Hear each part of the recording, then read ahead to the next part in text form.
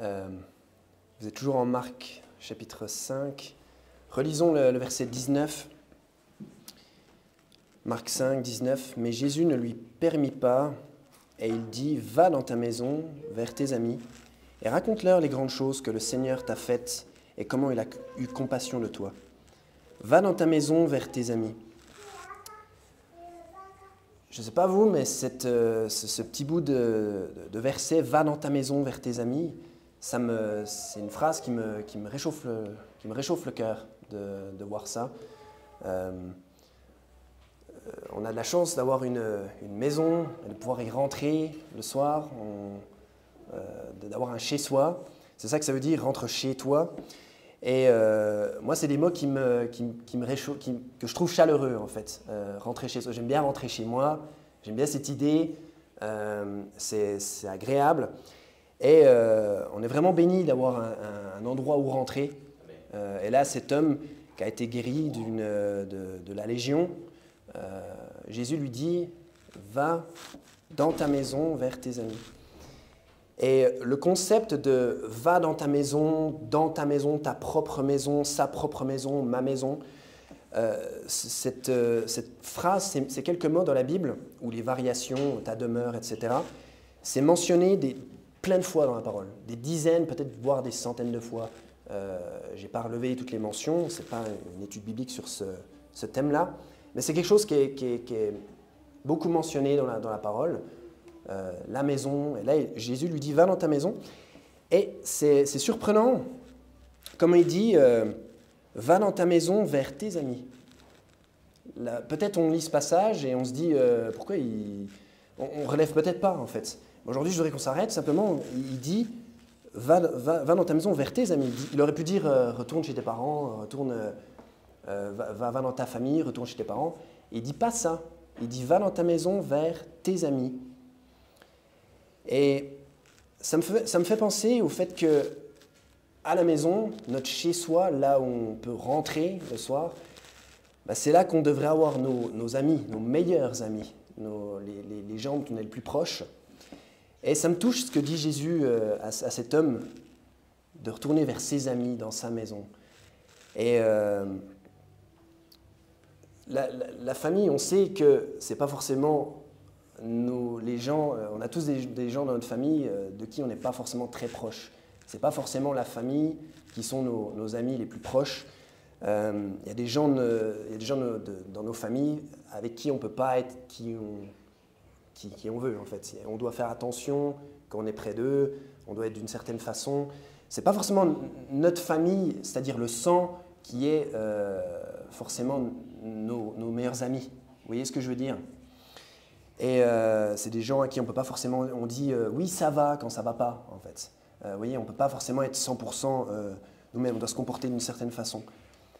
Et je trouve que c'est vraiment une belle chose quand une famille, on voit une famille qui s'aime et qui sont plus que des frères et sœurs, ils sont plus que des mari-femmes, ils ont ce statut-là évidemment, mais on voit aussi qu'il y a une profonde amitié dans leurs relations. Et moi, j'ai pas eu la chance de grandir vraiment dans une famille où c'était comme ça, mais j'ai été béni. Dieu a été vraiment bon avec moi parce que j'ai pu vivre ça quand même d'une autre manière. Si je prends ma belle famille, par exemple, la famille de ma femme, les deux numéros, quand j'ai rencontré la famille de Madame Renaud, j'ai trouvé des gens qui étaient non seulement des membres de la famille, ils sont liés par le sang, etc. Mais en plus de ça, ça se voyait que c'était les meilleurs amis. Les enfants, les parents, il y a un profond lien. Les parents aiment leurs enfants, ils aiment les écouter, ils aiment savoir ce qui se passe dans leur vie. Ils sont très intéressés, ils sont aussi très intéressants. Mais voilà, on voit qu'il y a cette complicité. Et je trouve ça vraiment, que c'est vraiment une des plus belles choses qu'on puisse voir sur Terre, une famille, des liens comme ça. Et la Bible dit, un homme qui a des amis doit se montrer lui-même amical, et il y a un ami qui s'attache plus près qu'un frère. Et Proverbe 18, 24.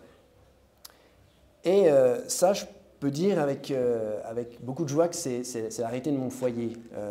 Quand je suis avec Madame Renaud, je suis avec mon épouse, je suis avec la femme, je suis avec la mère de mes enfants, mais je suis avec quelqu'un qui est mon ami aussi. Je suis avec ma meilleure amie. Et ça veut dire que c'est quelqu'un à qui je peux tout dire, quelqu'un avec qui je peux être moi-même, quelqu'un avec qui je n'ai pas besoin de mettre un masque, et ce genre de choses. Et ça devrait être comme ça à la maison. On devrait trouver ses amis, ses meilleurs amis. Et il y a un ami qui s'attache plus près qu'un frère, la Bible dit. Je suis évidemment plus proche de ma femme que je suis de mon propre frère de sang. Pourtant, j'ai grandi plus ou moins avec lui. Et la maison, on a fait quelques sermons ces derniers temps sur la fête des mères, sur la fête des pères. C'est un sermon qui concerne principalement la famille, effectivement. Aujourd'hui, c'est un sermon familial, mais qui s'applique à peut-être plus par extension. La maison, ou chez soi, c'est là où on passe le plus de temps. C'est là où on passe énormément de temps. Je ne suis pas forcément un bon exemple, moi, mais j'ai fait des recherches sur Internet. Pour les gens qui sont actifs, qui passent du temps à travailler en dehors de la maison, on passe quand même entre 15 et 17 heures par jour à la maison. Donc c'est un endroit où on passe beaucoup de temps. C'est un endroit, si on imaginez là vos vies, on vous enlève la maison, ça enlève une grande partie de votre vie. Hein. C'est vraiment quelque chose de très conséquent. Et bien sûr, pour les femmes qui guident le foyer, qui font cette noble activité, c'est encore plus. Elles sont encore plus à la maison. Mais la maison, voilà, c'est un endroit où on passe énormément de temps. C'est un endroit où on passe énormément de temps. Et à la maison, eh ben, on peut être soi-même. On peut être soi-même. Ou du moins, on peut se permettre des choses qu'on ne pourrait pas se permettre en public. On peut être triste quand on ne peut pas se permettre d'être triste en public. On peut pleurer quand ce n'est pas forcément l'endroit pour le faire en public. La maison, c'est vraiment un endroit où on est soi-même. C'est un endroit où on passe énormément de temps, c'est un endroit où on se comporte peut-être différemment. Vous pouvez aller en Éphésiens 6, s'il vous plaît.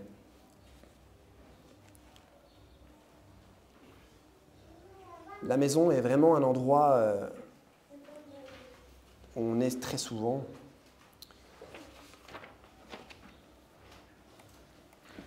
Je voudrais qu'on lise simplement ces quelques versets en Éphésiens 6, versets 5 et 6, s'il vous plaît.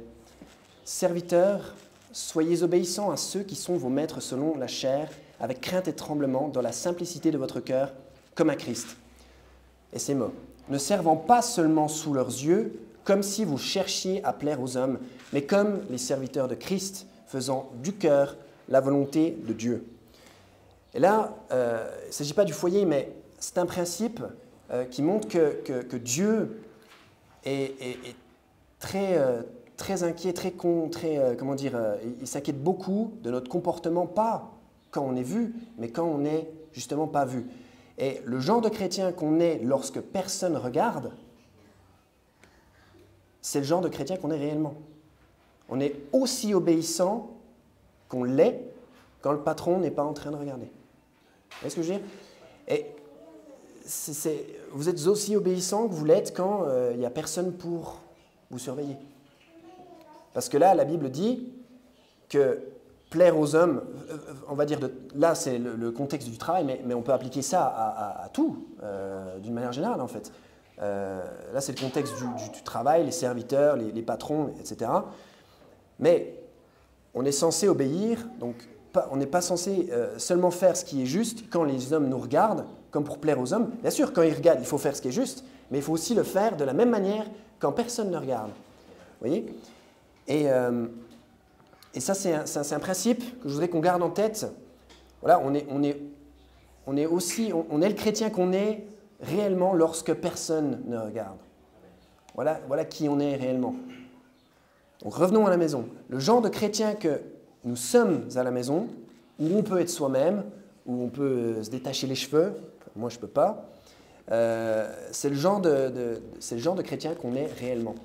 Parce que la maison, ce n'est pas le lieu public.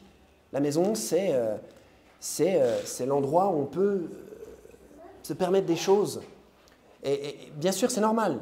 C'est un endroit où on peut se décharger, etc. Mais le genre de chrétien qu'on est à la maison, c'est qui on est réellement. Qui on est réellement. Et à la maison, c'est là qu'on peut parfois montrer le pire de soi-même. C'est là où on peut être le pire de soi-même.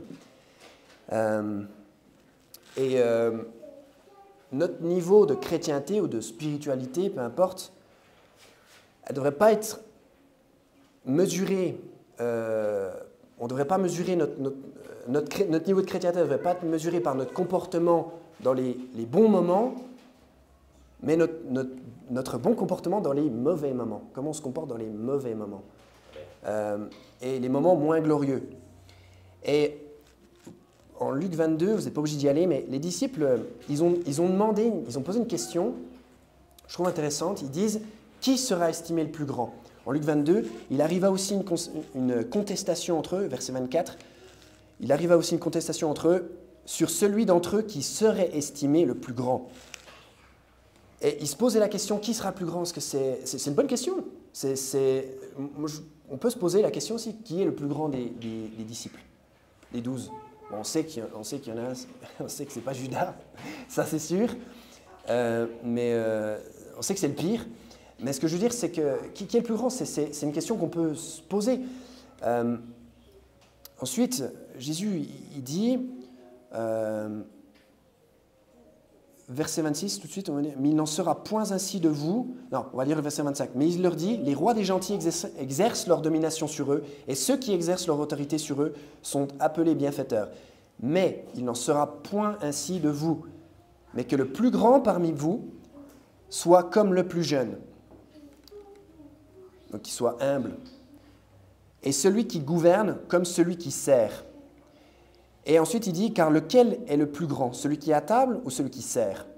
N'est-ce pas celui qui est à table? Oui. Effectivement, on se dit, c'est celui qui est à table, c'est lui qui a la prééminence, c'est lui le plus important de l'histoire.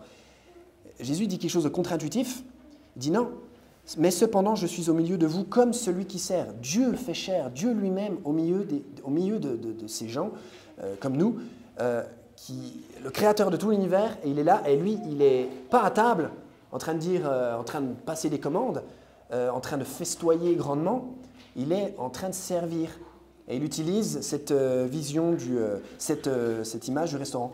Et ensuite, il dit ceci. Or, pour vous, vous êtes ceux qui avez persévéré avec moi dans mes tentations, et je vous confère un royaume comme mon Père m'en a conféré un. Donc, pour savoir qui est le plus grand, Jésus dit de travailler plutôt sur comment on sert que sur le fait d'être servi. Plutôt travailler sur son comportement qu'on a quand on sert plutôt que le comportement qu'on peut adopter lorsqu'on est servi. Et si vous me demandiez aujourd'hui qui est le plus grand chrétien du monde, il doit y avoir quelqu'un à notre époque, aujourd'hui, ça va être le plus grand de tous. C'est impossible de savoir. Je vous le dis, c'est impossible de savoir parce que pour que je puisse prendre cette décision et juger et décider c'est lui ou c'est cette personne, il faudrait que je puisse entendre cette personne prêcher, ce pasteur ou peu importe qui c'est, il faudrait que je puisse l'entendre prêcher en public, mais il faudrait aussi que je puisse l'observer comment il prêche en privé, dans l'intimité de son foyer. Il faudrait que je puisse... Imaginez un pasteur, je ne sais pas, aux États-Unis, où il y a l'église 3 fois par semaine, ou en Angleterre, comme dans notre église. Il faudrait que je l'entende prêcher 52 sermons du dimanche matin donc à l'église, 52 sermons du dimanche matin à la maison, 52 sermons du dimanche soir à l'église, 52 sermons du dimanche soir à la maison, et 52 études bibliques à la maison, 52 études bibliques derrière le pupitre de son église. Et quand j'aurai auditionné tous les chrétiens de cette manière, là, je pourrais décider de qui est le plus grand chrétien. J'aurais vu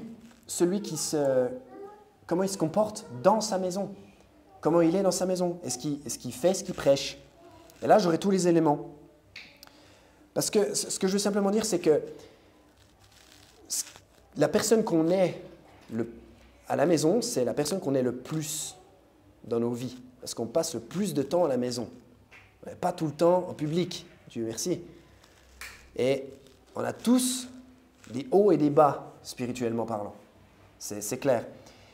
Et le meilleur d'entre nous, ce n'est pas celui qui atteint les plus hauts sommets spirituels, mais c'est celui qui a les bas spirituels les plus hauts. Vous voyez ce que je veux dire? Concept d'altitude. Ce n'est pas celui qui a les plus hauts sommets spirituels, c'est celui qui a les mauvais moments spirituels qui sont inévitables, qui a les mauvais moments spirituels les moins pires.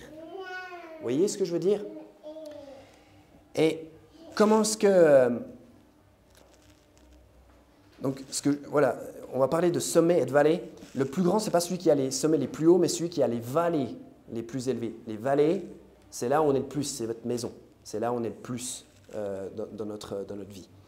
Et la question qu'on peut se poser, c'est comment est votre gentillesse lorsque vous êtes le moins gentil? Comment est votre patience lorsque vous êtes le moins patient? Et comment est votre douceur lorsque vous êtes énervé? Pas à nos meilleurs moments. Pas comment est votre gentillesse quand on est super sympa, que tout va bien. Non, non, non. Comment est-ce que vous êtes gentil quand c'est pas facile d'être gentil? C'est là qu'est révélé qui on est. Vous voyez même qui on était. Donc, l'idée de ce message, c'est la maison, c'est nos vallées. Là, on est le plus souvent. Donc, travaillez sur vos vallées, là où on est, élevez vos vallées, les profondeurs de votre chrétienté, et les sommets s'occuperont d'eux-mêmes. Donc, la maison, c'est nos vallées. Donc, travaillons sur le genre de chrétien qu'on est à la maison. On a tous une maison, on a tous un endroit où on rentre et on est avec des gens. Bon, peut-être on vit seul, mais si vous avez un foyer ou un endroit où les gens vous connaissent, où vous retournez tous les jours, c'est votre maison. Et c'est là qu'il faut travailler sur ces moments qu'on passe à la maison. Et donc, n'oubliez pas qu'on est longtemps à la maison tous les jours. Moi, je peux vous montrer que je suis un chrétien formidable le dimanche pendant quelques heures. Vous pouvez faire la même chose.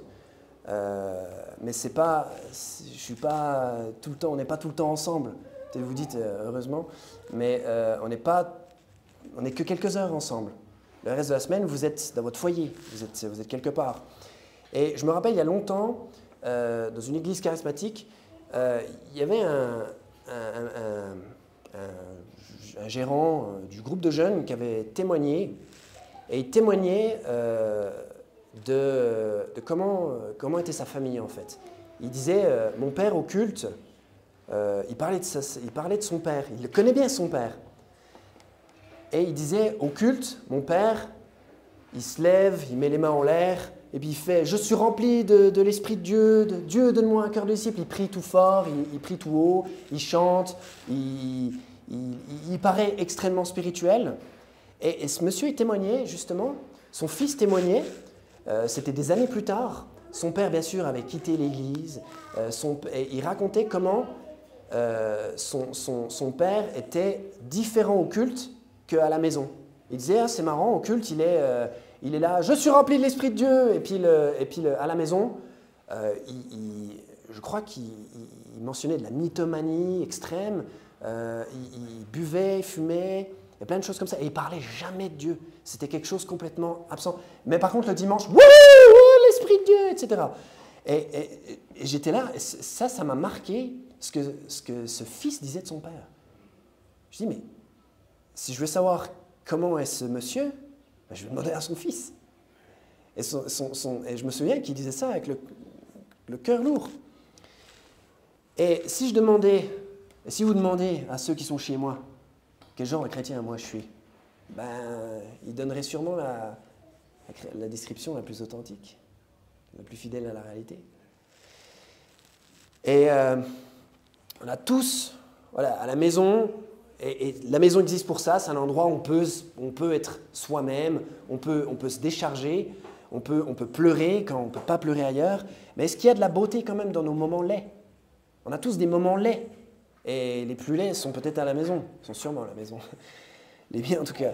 Et est-ce qu'il y a de la beauté dans la laideur de nos pires moments? Il y a des nuances. Par exemple, quelle est votre générosité dans la pénurie? par exemple. C'est des concepts qui sont bibliques, ça. Il faut aller en Luc 21. Quelle est votre générosité dans la pénurie? C'est ça, Dieu s'inquiète de ça. Il s'inquiète de ça. Pendant ça, je vous lis Psaume 112.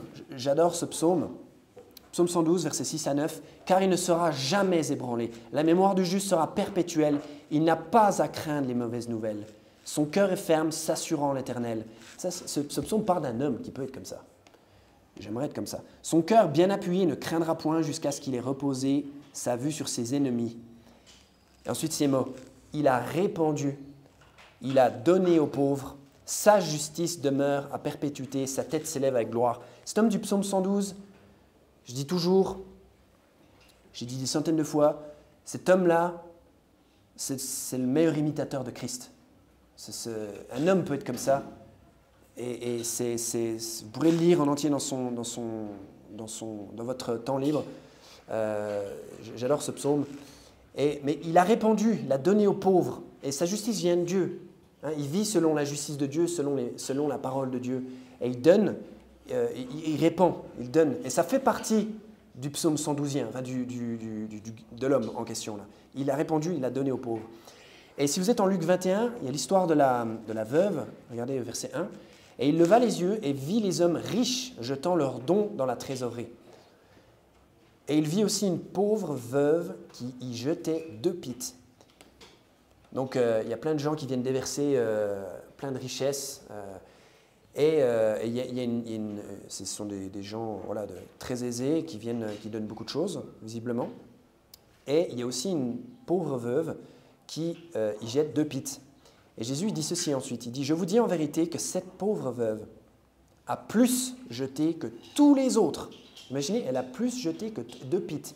Alors que les gros blindés, ils arrivent et ils donnent des choses très importantes, des gros trésors. Et Jésus dit, 2 pites, c'est plus que tout ce qu'ils ont donné. Imaginez tout ce qu'ils ont donné réuni, elle a donné plus. Pourquoi? Parce que car tout cela, verset 4, tout cela ont jeté dans les offrandes de Dieu de leur abondance. Mais celle-ci y a jeté de sa pénurie tout ce qu'elle avait pour vivre. Tout ce qu'elle avait pour vivre. Pour elle, les 2 pites, ça représente énormément. Elle n'a pas les moyens. Mais elle donne. Elle a donné. Et Jésus souligne ça. Et cette femme est mentionnée.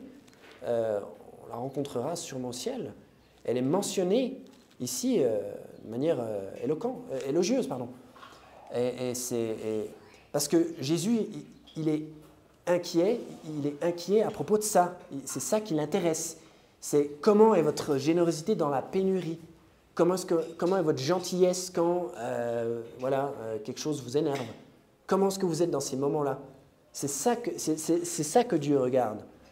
Jésus, il dit, il n'est pas trop forcément intéressé par toute l'abondance qui est donnée. Il est intéressé par l'abondance, par la non-abondance, par le peu qui est donné par la veuve. Parce qu'elle, ça lui coûte de donner. Et c'est une belle histoire, je trouve. Donc, revenons à la maison. Moi, je ne vous dis pas de vous comporter à la maison comme vous vous comportez entre nous, c'est impossible. C'est impossible. On ne peut pas être 100%... je trouve que vous vous comportez très bien. Donc, là, l'idée, c'est d'élever les vallées de notre chrétienté. Hein? Et ce n'est pas juste, par exemple, le jour de l'anniversaire de mariage qu'on pense à son épouse. C'est tout le reste de l'année. C'est 365 jours par an. Ce n'est pas juste le jour de la fête des pères que le commandement s'applique. Il n'y a pas dit « honore ton père et ta mère »,« honore ton père le jour de la fête des pères », 1 jour par an, et « honore ta mère le jour de la fête des mères ». Non, c'est des concepts étrangers, la Bible, ça. C'est toujours, c'est tous les jours, c'est tous les jours de l'année. Enfants, obéissez à vos parents 2 jours par an, c'est ça qui est marqué? Non, il y a marqué « enfants, obéissez à vos parents ». Lundi, mardi, mercredi, jeudi, vendredi, samedi et dimanche. Et lundi, mardi, etc. C'est tous les jours, en fait. C'est pas comment on traite les membres de sa famille en public qui est important. C'est pas ça. Bien sûr, comportez-vous bien. Si, c'est un autre sermon pour un autre jour. Mais là, ce dont moi je veux traiter aujourd'hui, c'est comment vous vous comportez, pas ici au groupe, qui fait partie de l'Église, pas au soul winning, pas aux événements, pas au restaurant, pas qu'on est ensemble, mais à la maison. Comment est-ce que vous êtes chez vous? C'est ça qui m'inquiète aujourd'hui. Et c'est ça qui inquiète Dieu, j'ai envie de vous dire. Je suis sûr que vous exprimez très bien votre amour pour votre époux, votre épouse le jour de son anniversaire, ou inversement le jour de votre anniversaire, mais ça on s'en moque, ça. Ça, c'est pas ça qui est important. Je ne suis pas inquiet de comment vous êtes voilà, au soul winning, au resto, ou même quand vous êtes à genoux en train de prier. Je suis sûr que là, ça se passe bien. Ou quand vous lisez votre Bible. Je suis sûr que là, vous n'êtes pas en train de vous défouler sur les membres de votre famille. Je suis sûr que là, vous êtes... voilà, et Dieu ne s'inquiète pas de ça non plus.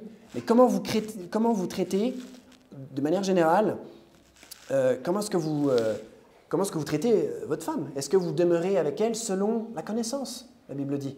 Est-ce que vous aimez votre épouse comme Christ a aimé l'Église et son épouse? Est-ce que ça reflète ça, votre relation? Même si vous gagnez 100 personnes à Jésus et que vous traitez mal votre femme, je suis désolé de vous le dire, vous n'êtes pas un bon chrétien. C'est pas ça. Vous avez gagné 100 personnes au Christ, pas parce que vous êtes spécial. Vous avez gagné 100 personnes au Christ parce que j'ai lu quelque part dans la Bible que l'évangile, c'était la puissance de Dieu pour le salut. Donc c'est pour ça qu'on gagne des gens au Christ. Personne gagne des gens au Christ par sa propre personnalité ou quoi que ce soit. Non, on gagne des gens au Christ parce que Christ, ça s'arrête là, parce que Christ est mort pour nous. Et on le dit, cet évangile, c'est la puissance divine. Donc, vous pouvez gagner des gens au Christ, vous pouvez être le meilleur soul winner, mais traitez votre femme comme de la bouse. Et ça ne fait pas de vous un bon chrétien de gagner des gens au Christ. Et si vous gagnez des gens au Christ, Dieu soit loué. Moi, je me réjouis que Christ soit prêché dans tous les cas. Je me réjouis. Paul se réjouit et Christ, il se réjouit. La personne qui est sauvée, elle se réjouit aussi, elle va aller au ciel. Ce n'est pas le propos. Ce que je veux dire, c'est vous personnellement. Vous n'êtes pas louable en tant qu'individu. Et donc, travaillons sur le chrétien qu'on est à la maison, pas en public. Et occupons-nous des moments où on est avec les nôtres, que ce soit vos parents, que ce soit n'importe qui, même si vous avez des colocs, votre épouse, votre femme, vos enfants, qui est-ce qui pense quel genre de chrétien eux ils pensent que vous êtes? Eux qui vous voient tout le temps. Moi je ne vous vois pas la semaine, vous ne me voyez pas. Et ces gens-là qui vivent sous le même toit que vous, qu'est-ce qu'ils pensent de vous? Donc je dis pas qu'il ne faut pas soigner l'image que vous renvoyez en public. Soignons l'image qu'on renvoie en public. J'ai mis une cravate aujourd'hui. Voilà. C'est une bonne chose. Mais la température spirituelle, elle doit être prise là où on passe le plus de temps. Parce que c'est ça qui est révélateur. C'est là qu'il faut prendre notre pouls. C'est là qu'il faut prendre notre température. Et c'est ça dont ce groupe a besoin.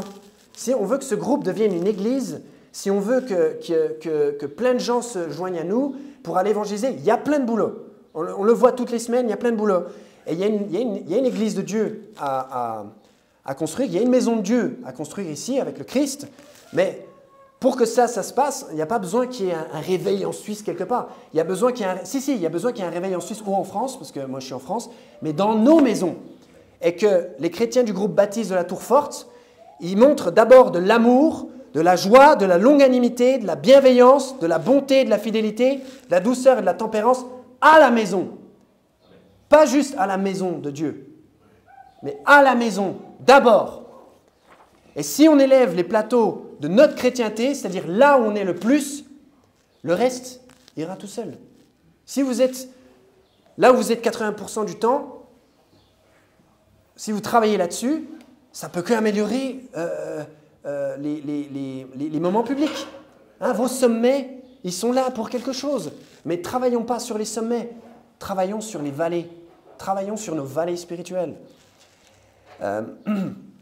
Proverbe 31, c'est bien, c'est un superbe passage. C'est une éloge d'une femme vertueuse, mais là, on ne peut pas aller sans Éphésiens 5, verset 33. Toutefois que chacun de vous aime sa femme comme lui-même et que la femme respecte son mari.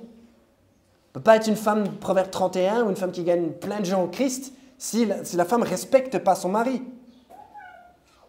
voyez ce que je veux dire? Et ce n'est pas comme elle le respecte seulement en public, c'est comme elle le respecte à la maison. C'est de ça que Dieu s'inquiète. Proverbe 31, ce n'est pas une obligation, ce n'est pas un commandement d'être comme ça. Je n'ai pas trouvé de commandement dans Proverbe 31. Vous voyez, c'est une belle éloge, c'est magnifique. Mais Dieu est bien plus inquiet de comment on se comporte envers son mari. Parce que dans Proverbe 31, il est mentionné que son mari s'assure en elle. Comment est-ce que son mari va s'assurer en elle? Ça, c'est implicite que le concept de Éphésiens 5, 33, c'est connu et c'est appliqué. Autrement, tout ne tient pas debout, rien ne tient debout. Vous voyez ce que je veux dire? C'est comme si, je ne sais pas, je n'ai pas d'exemple, mais c'est de l'hypocrisie totale. Vous voyez ce que je veux dire? Il ne faut pas mettre la charrue avant les bœufs. Et pareil, hein, Éphésiens 5, verset 33, « Toutefois que chacun de vous aime sa femme comme lui-même. Marie, aimez vos femmes comme vous-même. Vous aimez bien qu'on soit agréable envers vous. Donc soyez agréables, soyez souriants, soyez positifs, soyez encourageants envers vos femmes. » Et ce que la Bible dit, pour revenir sur les femmes, c'est pour toute la famille, hein, ce sermon, même pour les enfants. Proverbe 21, 9, la Bible dit « Il est mieux d'habiter dans un coin du toit qu'avec une femme querelleuse dans une grande maison. » Vous voyez?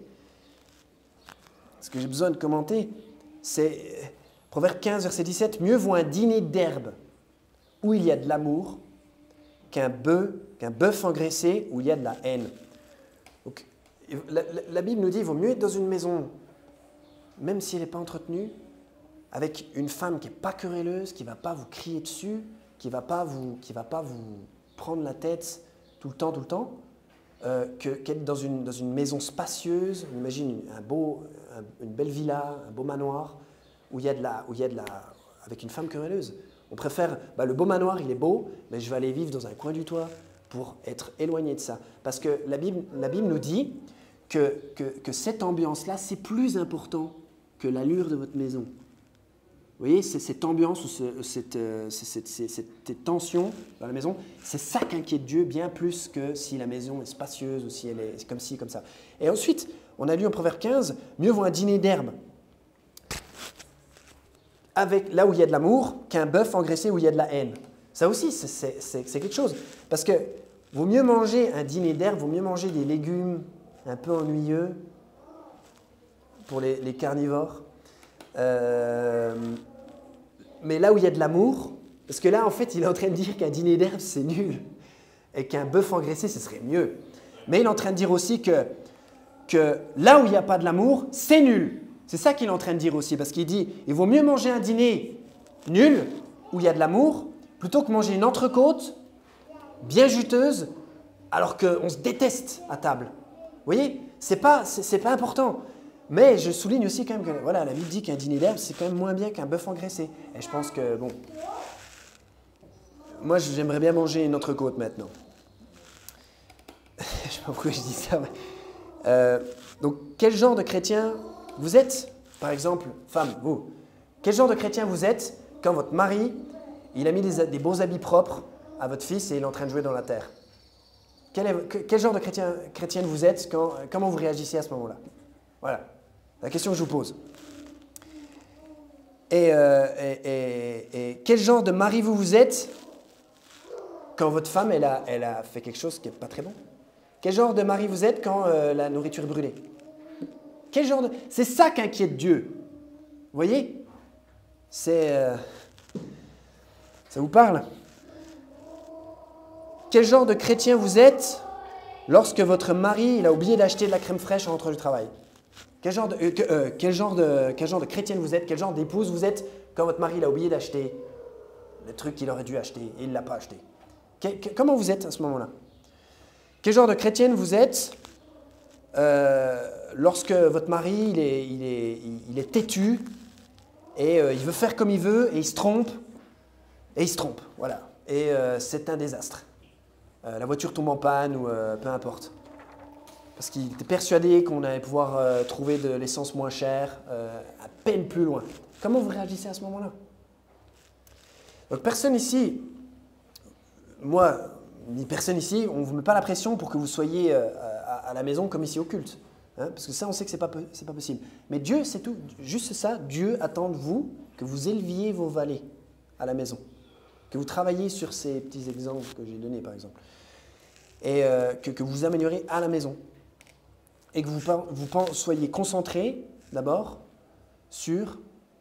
Vous demandez quel genre de chrétien votre maman pense que vous êtes, par exemple. Elle vous connaît bien, votre maman.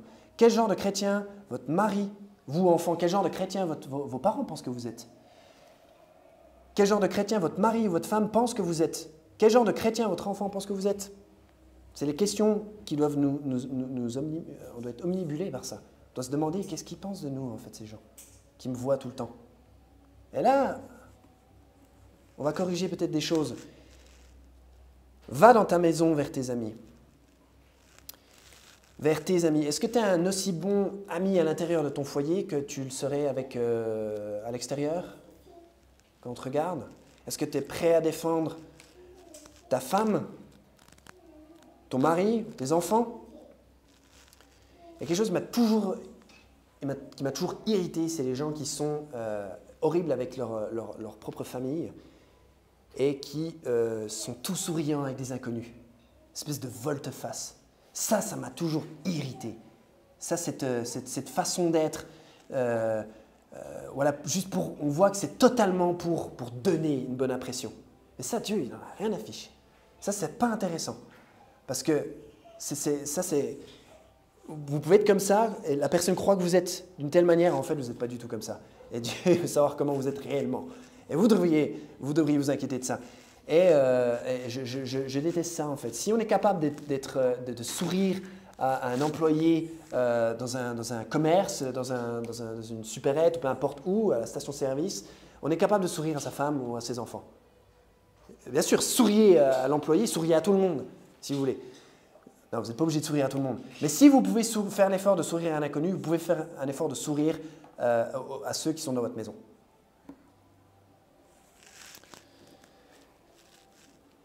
Et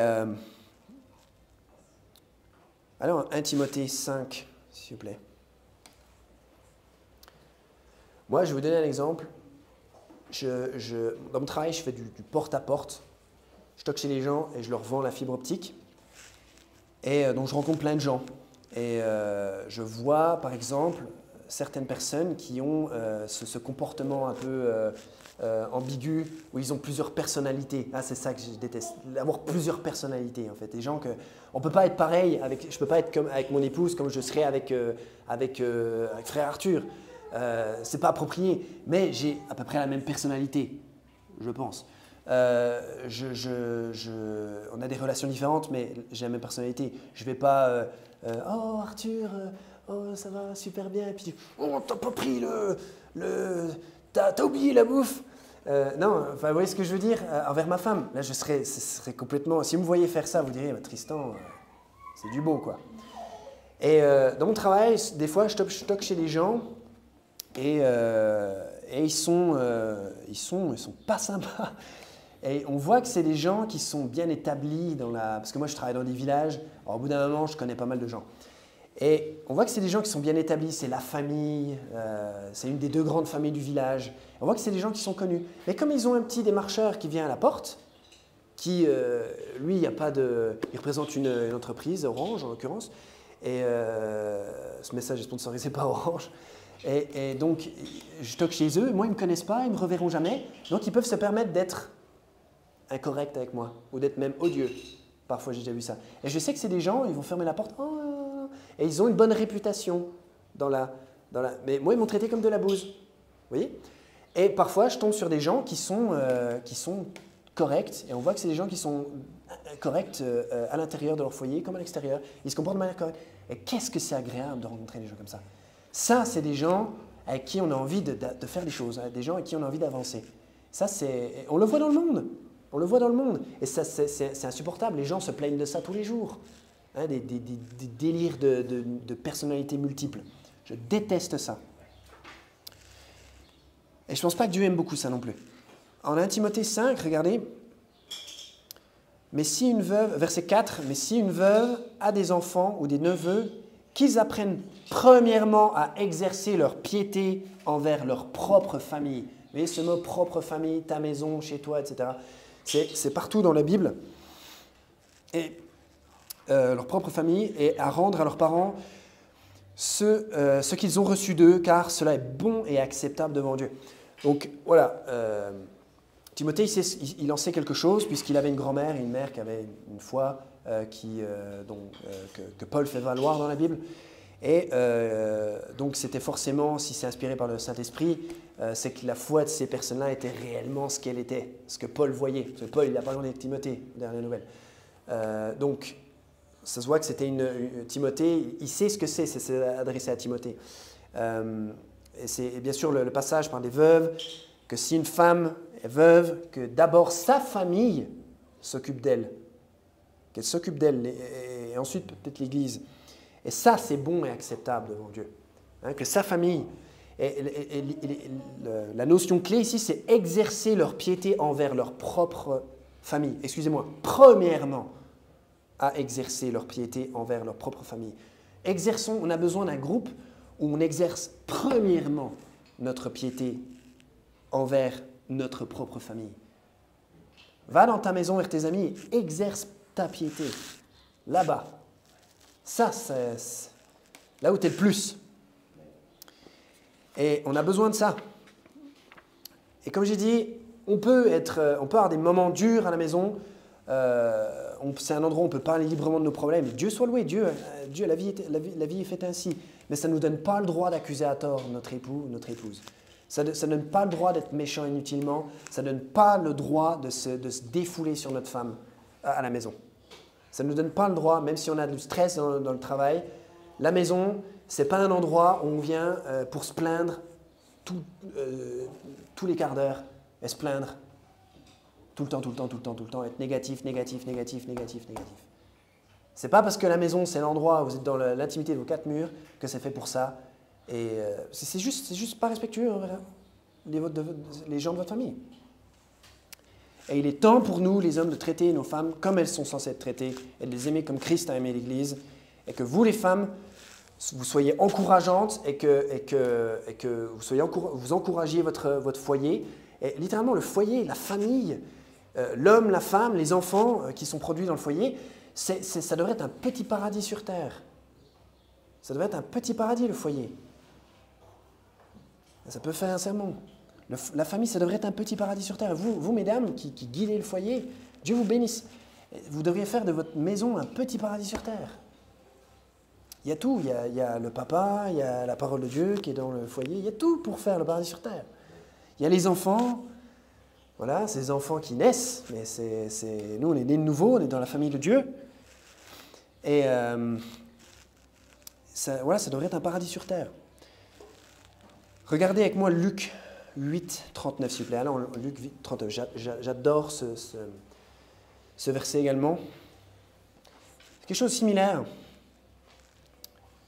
La Bible dit, en Luc 8, 39, « Retourne dans ta maison et raconte les grandes choses que Dieu t'a faites. » Il s'en alla donc et publia par toute la ville comment de grandes choses Jésus lui avait fait. Dans la King James, si vous avez l'édition parallèle, dans la King James, c'est pas marqué raconte les grandes choses que Dieu. C'est dit show how great things God hath done unto thee. Et le mot-clé, c'est show. Dans la King James, c'est marqué show. Dans les versions françaises, c'est marqué déclare, publie ou dit, raconte. Ici, c'est pas juste déclarer ce que Dieu a fait. C'est qu'est-ce que Dieu est bon, super, Dieu est grand, Dieu m'a béni aujourd'hui. Non, montre-le. Montre-le, c'est ce que dit Jésus là. Il dit, montre les grandes choses que Dieu t'a faites. Montre-les. Va dans ta maison et montre-les. Pas dis-les, tu peux les dire aussi, mais montre-les. Montre-leur, sois un imitateur de Christ. Montre-leur montre-leur la vie de Christ à la maison. Soyez comme Christ à la maison. C'est ça qu'il dit.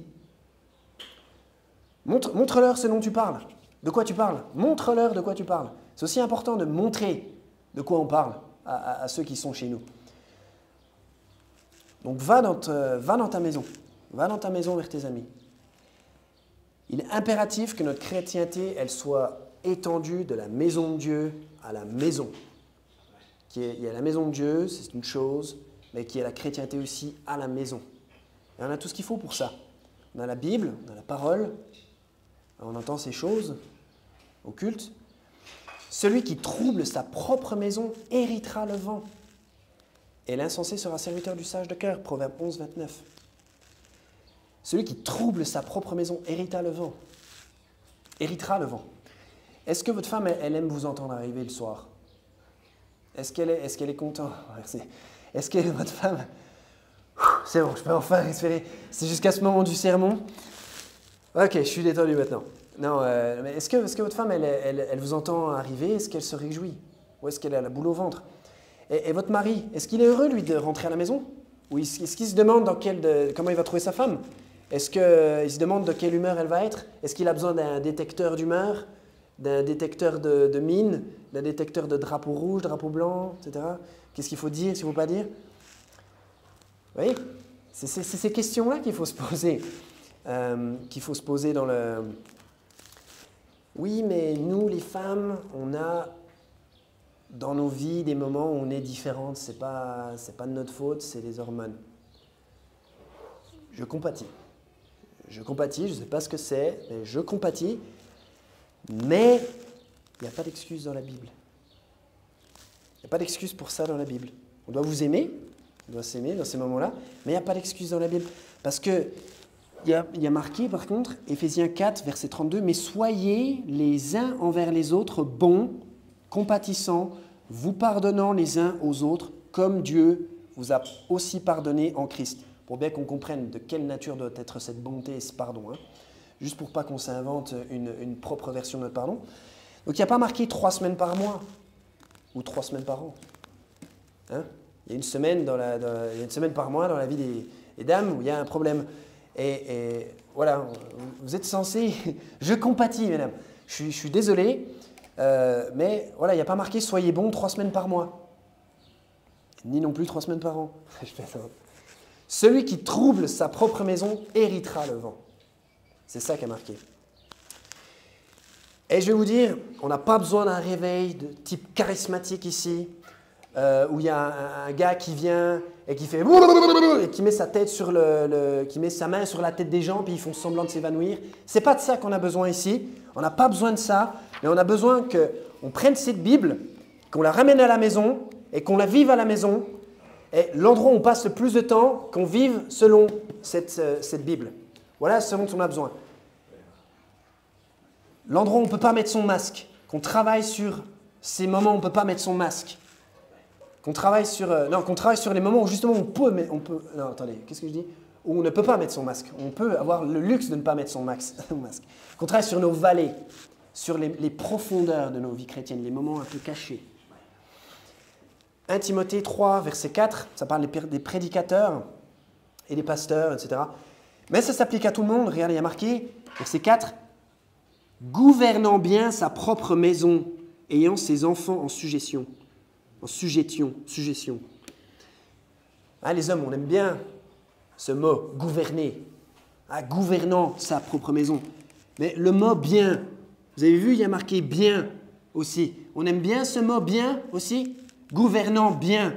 Il faut s'inquiéter plus sur ce que veut dire ce petit mot-là. Parce que gouverner, je pense que tout le monde comprend ce que ça veut dire. Mais le mot bien, c'est là que tout se joue. Gouvernant bien. Ce mot bien, il est bien. Et oui, il gouverne sa maison, mais est-ce qu'il le fait avec charité? Oui, il gouverne sa maison, mais est-ce qu'il le fait avec gentillesse? Il gouverne sa maison, super, mais est-ce qu'il le fait avec bienveillance? C'est ça la question qu'il faut se poser. Est-ce qu'il gouverne bien? Pas. Est-ce qu'il gouverne? Comment il gouverne? Est-ce qu'il gouverne? Parce qu'on peut gouverner bien et puis on peut gouverner mal, apparemment. Les deux, c'est gouverner. Mais là, il préconise de bien gouverner. Et même si vous n'êtes pas un prédicateur ou un pasteur, ça s'applique, ça peut que vous faire du bien. Vous, Marie, avec Madame Renaud, il y a longtemps, on a décidé que moi, je prendrais les grandes décisions, les décisions majeures de notre foyer, et qu'elle, elle s'occuperait des petites décisions. Mais en 5 ans de mariage, on n'a pris que les petites décisions. Vous voyez, c'est ça, j'ai l'impression qu'on n'a que des petites décisions à prendre. Et un de ces jours, moi, je vais vous montrer que je prends les grandes décisions. Mais ce que je veux dire, c'est une plaisanterie. C'est une honte quand des enfants de pasteurs, même des enfants de chrétiens, tout court, des femmes ou des enfants de pasteurs sont maltraités. Et que ça se sait. C'est une honte. C'est une honte. La Bible est claire. Soyez les uns envers les autres bons, compatissants, vous pardonnant les uns aux autres, comme Dieu vous a pardonné en Christ. Et je suis sûr qu'en grec, ça veut dire la même chose. Je suis sûr que ça veut dire soyez bons. Ouais, moi je suis un bon chrétien, je mémorise 50 chapitres par an. Non, c'est... Sois un bon chrétien à la maison. C'est ça qui est intéressant. Tu peux mémoriser tes 50 chapitres en plus, mais d'abord, premièrement, exerce la piété à la maison. Et ça ne veut pas simplement dire mémoriser mémoriser des chapitres. Ça veut dire aimer sa femme, ça veut dire aimer son mari, ça veut dire être un bon enfant, ça veut dire toutes ces choses. Donc le réveil, dans la chrétienté, les gens veulent parler de réveil, il viendra d'abord dans nos maisons. Parce que la Bible nous dit d'exercer d'abord la piété dans nos maisons. Ici, ce n'est pas une pièce de théâtre. Ce n'est pas un endroit où on vient pour, pendant quelques heures, être qui on aimerait être. Hein, c'est pas ça. C'est des individus qui viennent de leur foyer. C'est des individus qui viennent de quelque part, où on ne les a pas vus, où ils ont passé beaucoup de temps dans la semaine. Et c'est là, c'est sur ça qu'il faut travailler. Vous voyez ce que je veux dire? C'est chaud, hein? Et montrons de l'amour à la maison. Je voudrais terminer avec 1 Corinthiens 13. On va lire ensemble, s'il vous plaît. Vous pouvez tourner en 1 Corinthiens 13. Il faut que nos foyers soient des foyers chrétiens. C'est de là que tout partira. Des chrétiens dans des foyers chrétiens qui vivent comme des chrétiens dans leur foyer chrétien. C'est ça qu'il nous faut. C'est ça qu'il nous faut dans ce groupe. C'est de ça qu'on a besoin. 1 Corinthiens 13, on terminera avec ça. Et quand même, je distribuerai tous mes biens pour la nourriture des pauvres, et quand même, je livrerai mon corps pour être brûlé. Si je n'ai point la charité, cela ne me profite en rien. La charité souffre longuement et est gentille. La charité n'envie point. La charité ne se vante pas, n'est point enflée, ne se comporte point incorrectement, ne cherche point son intérêt, n'est point facilement provoquée, ne pense aucun mal, ne se réjouit point dans l'iniquité, mais se réjouit dans la vérité, supporte toutes choses, croit toutes choses, espère toutes choses, endure toutes choses. La charité ne périt jamais, mais quoi qu'il y ait des prophéties, elles seront abolies. Et quoi qu'il y ait des langues, elles cesseront. Et quoi qu'il y ait de la connaissance, elle disparaîtra. Montrons cette charité qui est évoquée ici. Concentrons-nous sur cette charité qu'on doit la montrer, on doit la montrer à la maison. Parce qu'on peut avoir tout le reste, on peut avoir la maison spacieuse, on peut avoir l'entrecôte, on peut avoir toutes ces choses. On peut avoir les richesses, mais montrons cette charité à la maison, dans nos foyers chrétiens.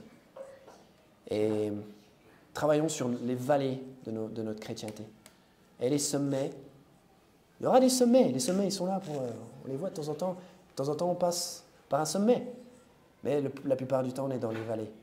Donc, travaillons sur là où on est la plupart du temps. Et soyons des bénédictions pour nos foyers. On va prier. Seigneur Dieu, merci pour ta parole, Seigneur. Merci pour toutes ces choses qui sont contenues, Seigneur, cette sagesse infinie. Seigneur, je te prie pour que notre groupe prenne ça à cœur, Seigneur, et qu'on puisse montrer toutes ces grandes choses que tu as fait pour nous, Seigneur, qu'on puisse les montrer à notre propre famille, Seigneur, qu'on puisse être des excellents témoignages. Seigneur, même si les choses sont parfois difficiles, je te prie, Seigneur, pour que tu puisses bénir nos foyers. Je te prie pour que nos foyers puissent être des foyers chrétiens, Seigneur, selon ta parole, selon ton cœur, selon tes recommandations, Seigneur, et qu'on puisse qu'on puisse vraiment exercer premièrement la piété à la maison, Seigneur, comme tu nous dis de le faire. Aide-nous en sagesse tous les jours, Seigneur, à être concentrés sur le genre de chrétien qu'on est en privé, Seigneur. Et on sait que tu vas nous aider pour ça. Et on sait que tu es très inquiet pour ça et on veut pas te décevoir, Seigneur. Et on ne veut pas décevoir notre propre famille, Seigneur, parce que ce que toi tu veux, c'est ce qui est bon.